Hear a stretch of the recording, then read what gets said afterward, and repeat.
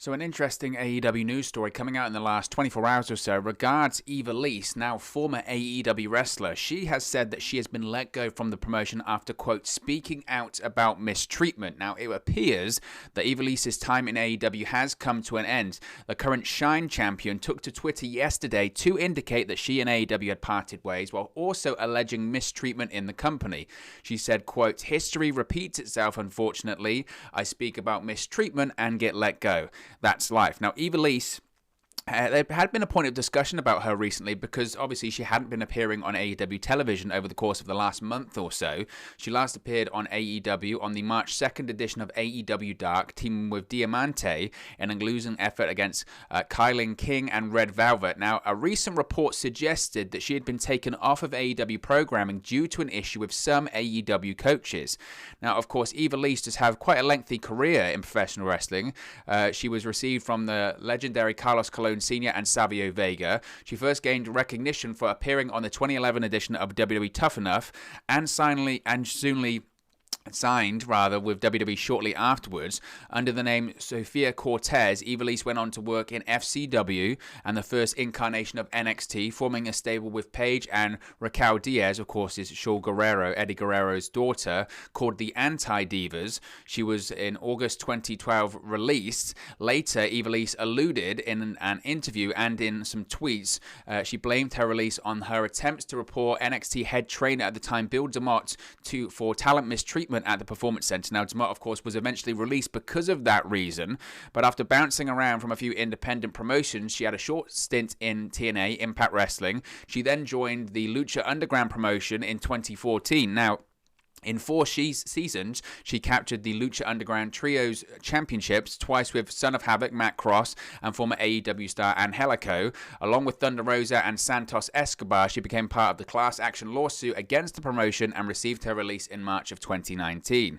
Now, Ivelisse first appeared for AEW in September of 2019 as part of the Women's Casino Battle Royale All Out. She did not appear again until July of 2020 when she was brought in as a tag team partner for Diamante. Together, the two won the inaugural AEW Deadly Draw tournament, defeating Ali and Brandy Rhodes in the August 22nd episode of Dynamite. Weeks later, Ivelisse confirmed that she had signed with the promotion, but now she is no longer with the company. Now, there is a lot more to this story. Obviously, allegations of mistreatment have to be taken very, very seriously, but there is a lot more to it. So as I mentioned, this is what Ivelisse tweeted, quote, history repeats itself, unfortunately. I speak up about mistreatment and get let go. That's life.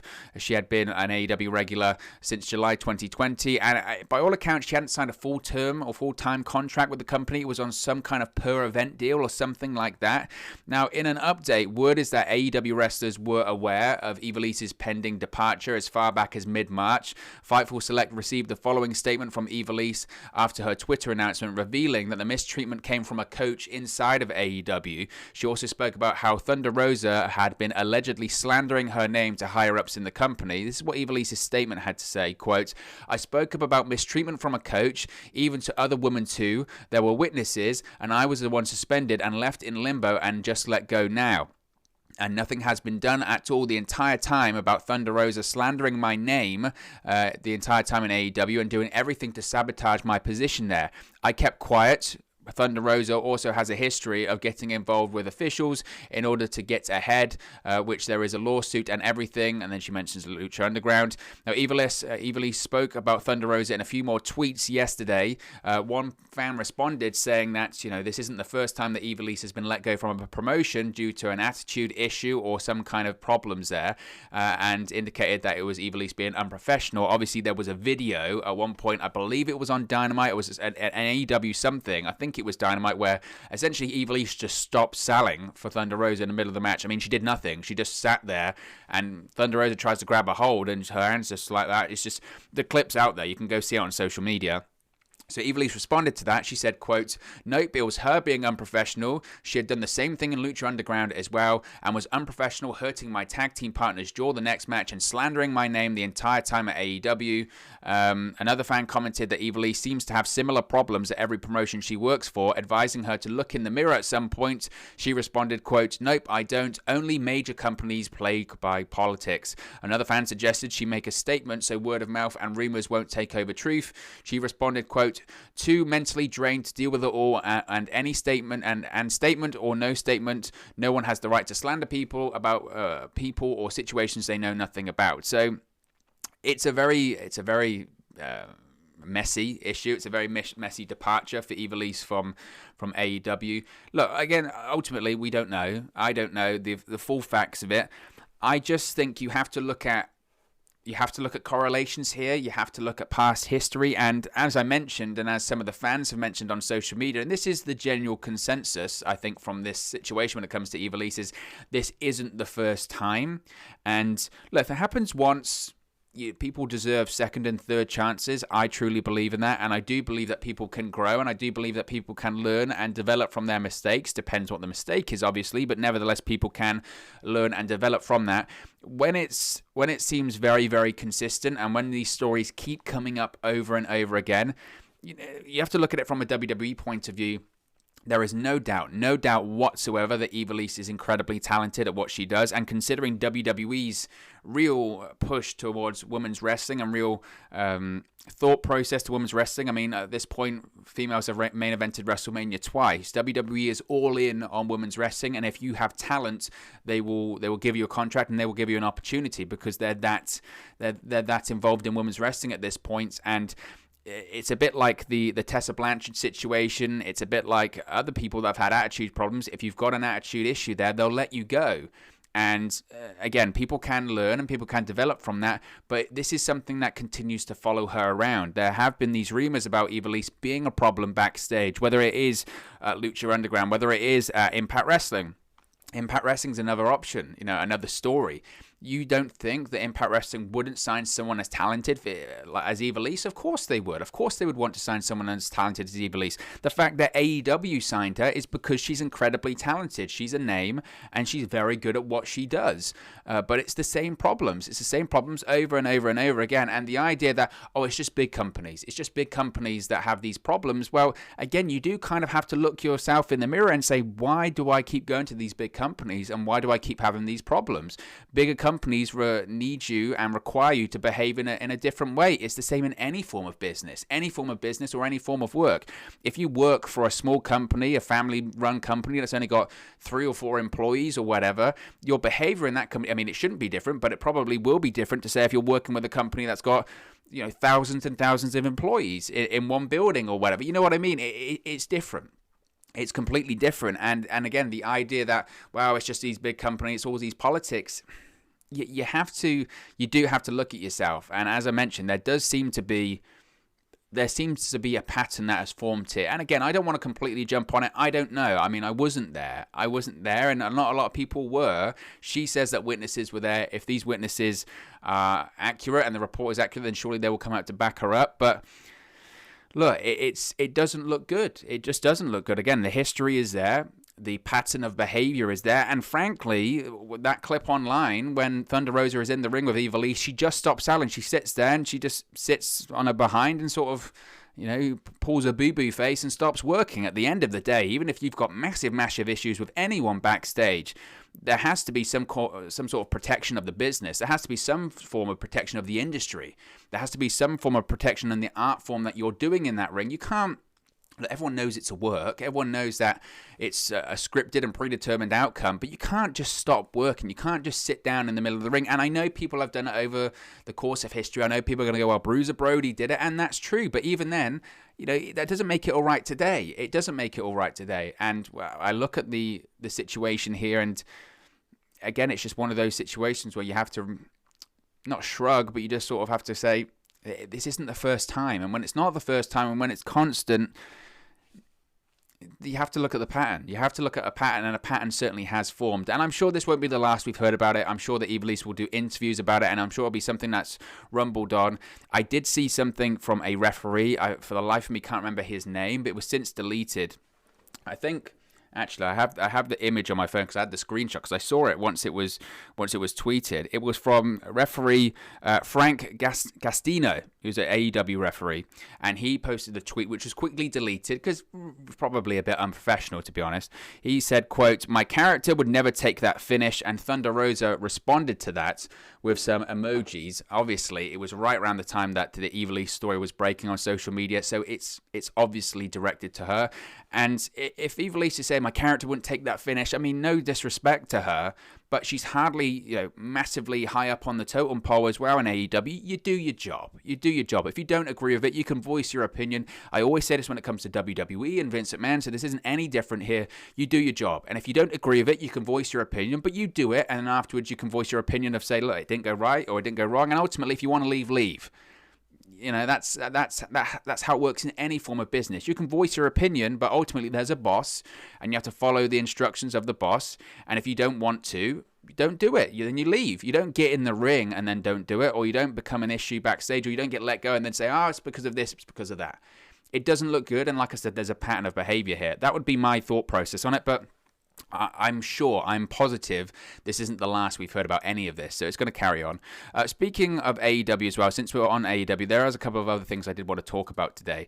One being the Young Bucks. Now, the Young Bucks, since turning heel on Dynamite, they've kind of tried to bring back a bit of that social media edge that they once had, and they've been doing a few interviews recently, and they've defended AEW for having so many factions on the roster. This has been a point of criticism that some people have mentioned recently about AEW having so many factions. Is it a good thing? Is it a bad thing? I'll share my opinion on it in a second, but in an interview with Scott Fishman of TV Insider, Nick Jackson compared AEW to New Japan and said it's easier to get, quote, more people involved with different groups rather than booking them in angles as solo acts. He said, quote, New Japan Pro Wrestling has been booking factions for more than 40 years and they're still around. I see the argument, but I think North American fans have never seen this many at one time. They're used to 1, 2, or 3 stables in a company. It's easier to book angles. It's easier to get people involved with different groups. If you're not aligned in a stable, you're alone, and that's hard to book sometimes. That's why we have a lot of factions. It's clearly worked. Meanwhile, Matt Jackson, who was in character, I must stress these comments, he was in character when he said these things, he called out fickle internet fans for turning on him and his brother. He said, quote, fans are fickle. They are only with you when you're underground. As soon as you go mainstream, they start turning on you. True Young Bucks fans will always be our fans, but there are ones who come and go. A lot of that we see on the internet now. It's really toxic. That's the reason we deleted our Twitter account over a year ago. But it's fun now to bring our frustrations out. If you don't like me, that's fine. I'm going to make you not like me even more. So he's kind of dipping in and out of character there, to be honest. But when it comes to the faction criticism, I don't want to really be one of those people that sits on the fence on this one, but I do see both sides of it.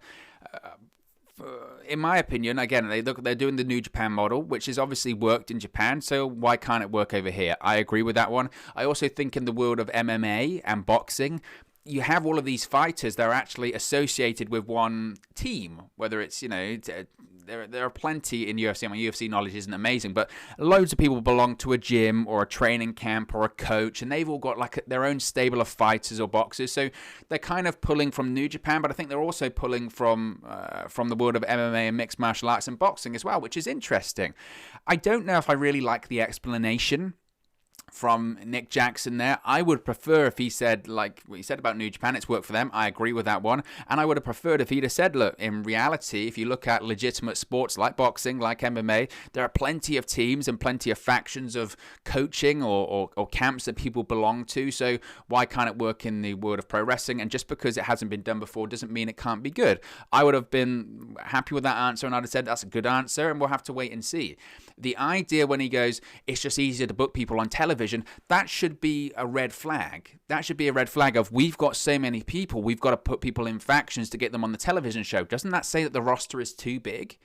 That's what it would imply to me. The roster is too big. And as someone, if I was, say, in WWE, or if I was someone that was rising up on the independent scene and I was prominent, obviously there would be a lure of going to AEW because you're going to get booked on a show that's very hip and very popular at the moment. But my concern would be, am I actually going to be featured on this show? I've said this a few times about Impact Wrestling talent over the course of the last few months. Whenever their contract comes up and they get linked to AEW, I always say, yes, going to AEW obviously has more creative freedom, in what you do, and you're not locked into that corporate structure in the way that WWE produces wrestling and television. You're not locked into that when you go to AEW, but the concern is that is a really bloated roster. That is a big roster, and there's not a lot of TV time, prime TV time. I know people like to talk about AEW Dark and Dark Elevation, but ultimately, at the end of the day, they're YouTube shows. The prime real estate is 2 hours on TNT every Wednesday night, and it's tough to get on, especially when you've got big stars there like Jericho, Moxley, Omega, Rhodes. The list goes on and on. So you get shoveled into a faction, and then are you going to be on TV every single week? Are you going to get lost in the shuffle? If you've got a little bit of momentum, that's a big concern. Am I going to go to this company? Am I going to be featured? Ethan Page is a great example for me. I said this at the time. I said if I was him, I'd stay with Impact. Not because he's not good enough for AEW, not because he's not good enough for NXT, but the issue is, am I going to get featured on TV? Or am I going to get put to the side? Am I going to have a debut that's noteworthy? And then am I going to be in a faction? Am I going to be in a tag team? Am I going to be on AEW Dark and all that kind of stuff? And that's what's happened. He had the big debut at Revolution. He's had a couple of matches on Dynamite, but he's teaming with Scorpio Sky, and he's on Dark, and he's on Dark Elevation. I understand you have to work your way up, and not everything is, there's a sense of entitlement sometimes. Not everything is guaranteed, but if you're a rising name, if you go to AEW at this point, you're going to end up in a faction. And sometimes, look at the WCW situation. I don't think it's going to get a case of the NWO and it's going to get so big. But sometimes the most popular people are the people that aren't part of one in the end. But everyone's going to be part of one. It's a really difficult situation. And I don't necessarily like the argument, it's just easier to book television. That seems a bit lazy. That's a temporary solution. But long term, once you start getting everyone involved in these factions, that's going to be a problem. And I know they don't like to release people unless you have problems with them, like Ivelisse or whatever, but eventually, you're going to have to start either hiring people, you're going to have to start letting people go. And I'm not one to advocate for people losing their jobs, but it is a valid criticism, I think. And again, I do see both sides of it, and I do think it's a New Japan and a reality model, but If I was, like I said, if I was a wrestler on the indies or I was coming up, it would be something that I would think about and say, well, is it necessarily really the right option for me to go? Am I just going to get put? Am I going to be featured? Am I going to be put in a faction? It's certainly a criticism that you could talk about, and it would be something that I would be looking at. No, without a shadow of a doubt, I'd be looking at it. So that's certainly interesting, their comments.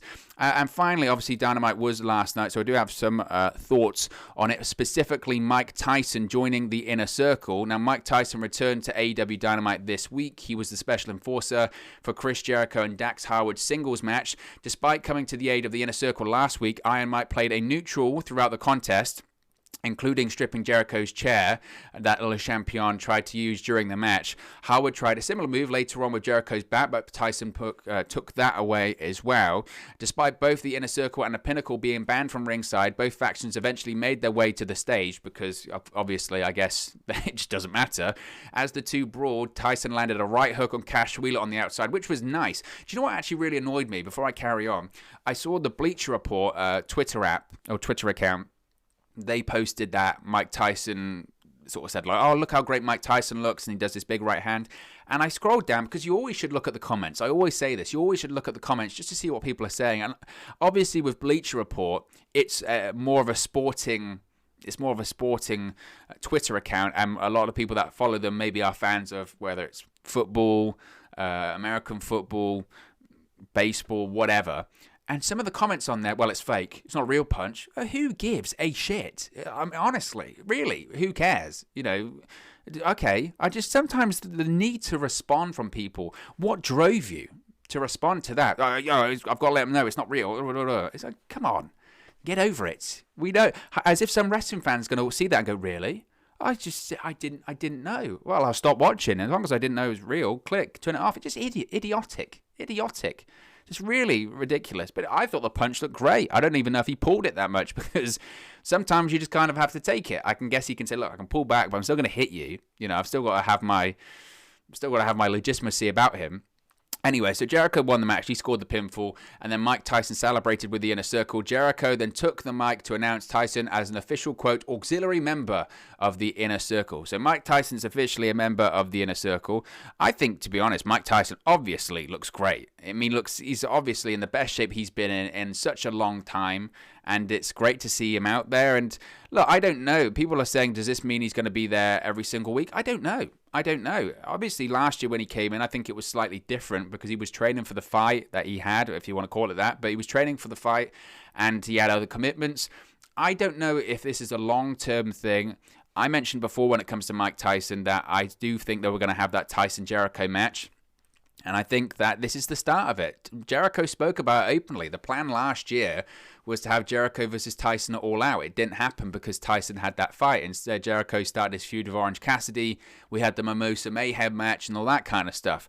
But the plan at one point was to have Jericho versus Tyson. That's why they had the pull-apart brawl, because they were setting the stage. They were laying the table for something to happen later on.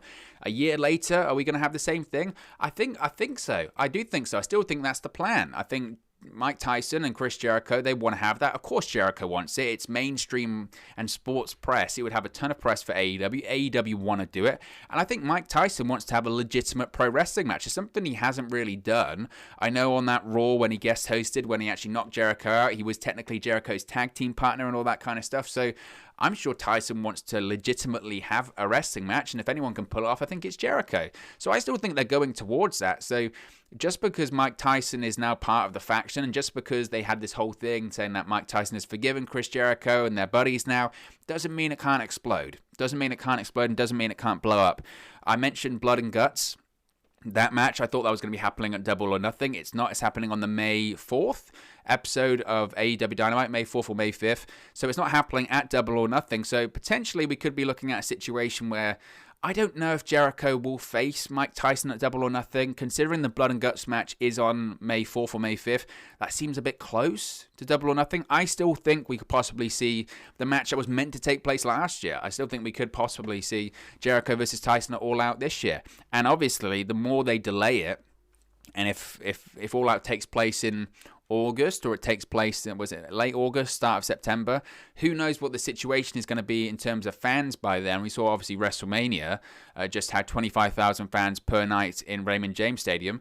Who's to say that they can't do it at the TIAA Stadium, the Jacksonville Jaguars Stadium? I don't know if AEW legitimately can draw a crowd of 25,000. It's a possibility. They've sold out the likes of the MGM Grand in Vegas and other arenas around the country, so it's possible. I think the difference is when it comes to like the MGM Grand, and people don't really talk about it, it's a lot of people flying from around the world to that event. It's not selling out, Vegas locally. I think obviously a lot of Vegas people that live in the area went to those shows, but I think it's sort of a global thing. A lot of people flew in from around the country, which is something I wouldn't necessarily say is the right thing to do at this point. I'm going to be doing a video today because even someone that attended WrestleMania has a positive test. So I don't know. I still think, as I mentioned, I still can see Jericho Tyson happening inside of an AEW ring or on AEW television. And I think last night with Tyson joining the Inner Circle, I think that's the next step to it. I don't think plans are really deviated from that. I think they're just taking a different route to get to the end goal. But it's certainly going to be interesting. And if they can do it, look, that's money. Mike Tyson, even at this stage in his career, is money. That fight that he did last year proved that. He is money. He is absolutely money. He still is a massive, massive draw, and AEW knows that. And if they can get it right, they could do something real fun and real special when it comes to Iron Mike and AEW. So I'm all for it. But of course, as always, it's just one man's opinion. What are your thoughts on these AEW news stories? What are your thoughts on Ivelisse leaving AEW, the Young Bucks' criticism of having too many factions in AEW, and Iron Mike Tyson joining the Inner Circle? Let me know your thoughts in the comment section below. I'll do my best to respond and reply to all of your comments. Really enjoy interacting with you guys, talking about AEW, WWE, Impact Wrestling, New Japan Pro Wrestling, all things pro wrestling here on the channel. So be sure to get involved in the community. Drop a comment below. All opinions are welcome. If you have enjoyed this video, please do smash a like on the like button too. Really does help us out here on YouTube. Go up the rankings and get into people's recommendation feeds if they haven't seen our videos previously. But most importantly, if you haven't already, please do subscribe to Wrestle News 365. You can do that by clicking the bottom right hand corner of the screen right now, or if you wait a few seconds, there'll be a subscribe button at the end of this video along with another video for you to watch. Thank you very much for watching, listening, streaming, or however you come across this video today, and I'll speak to you again very, very soon.